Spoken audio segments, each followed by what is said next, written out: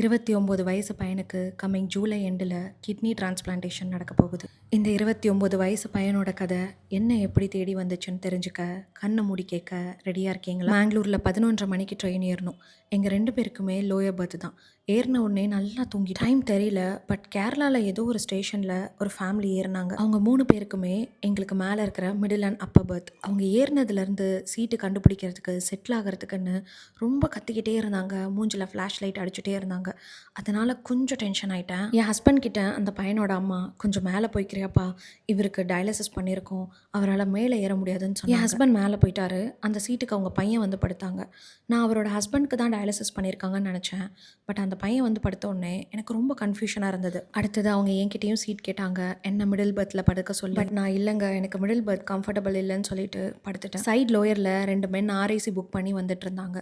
அவங்களுக்கு அங்கே வர வெளிச்சத்தினால தூக்கம் வரலன்னு சொல்லி, நாங்கள் 2 பேரும் மிடில் பர்த்தில் படுத்துக்கிறோம், நீங்கள் சைட் லோயரில் படுத்துக்கோங்கன்னு சீட்டை ஸ்வாப் பண்ணிக்கிட்டாங்க. இப்போ அந்த 2 மென்னும் அந்த பையனோட அப்பா கிட்ட எங்கேருந்து வரீங்கன்னு கேட்டாங்க. பெரம்பூர் தான் எங்களோட நேட்டிவ். பையனுக்கு 2 கிட்னியும் ஃபெயிலியர் ஆகிடுச்சு, அதனால எங்கள் ஆயுர்வேதிக் ட்ரீட்மெண்ட் எடுக்கிறதுக்காக கேரளா வந்திருக்கோன்னு சொன்னாங்க.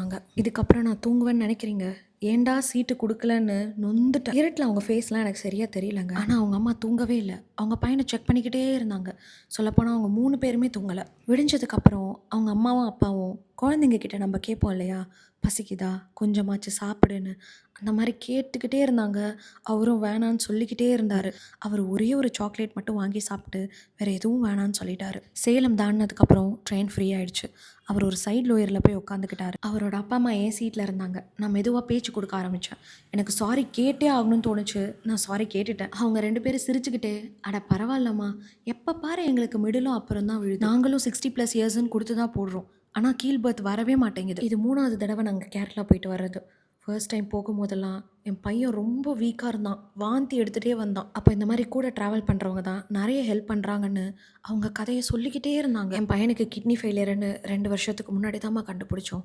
அந்த டைமில் அவனுக்கு நாங்கள் கல்யாணம் ஏற்பாடு பண்ணியிருந்தோம். நல்ல வேலை, கல்யாணத்துக்கு முன்னாடியே தெரிஞ்சிருச்சு. இந்த 2 வருஷமாக என் பையனுக்கு கிட்னி தேடி நிறைய இடத்துல அடைஞ்சிட்டோம். எல்லோரும் 5 வருஷம் ஆகும், ரெஜிஸ்டர் பண்ணிவிட்டு போங்கன்னு சொன்னாங்க.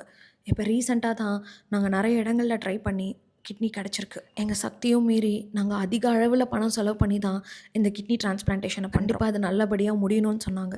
நான் பயப்படாதீங்க, எல்லாம் நல்லபடியாக முடியும், நானும் கடவுள்கிட்ட வேண்டிக்கிறேன்னு சொன்னதுக்கு ரொம்ப நன்றிமான தைரியமாக சொன்னாலையும் அவங்க மனசில் ஒரு நடுக்கம் தெரிஞ்சது. அவ்வளோ பெரிய ட்ரெயினில் அவங்களுக்கு எங்கே வேணால் சீட் புக் ஆகிருக்கு. ஆனால் ஏன் சீட்டில் புக் ஆகி என்ன இந்த கதை தேடி வரணும்? என்னோட பிரார்த்தனையில் தான் பையன் உயிரை காப்பாற்றணும்னு நினைக்கிற இந்த அப்பா அம்மா, அந்த பையனும் என்றைக்கும் இருப்பாங்க. உங்கள் பிரார்த்தனையிலும் இருக்கணும்னு நான் வேண்டி கேட்டுக்கிறேன். நன்றி.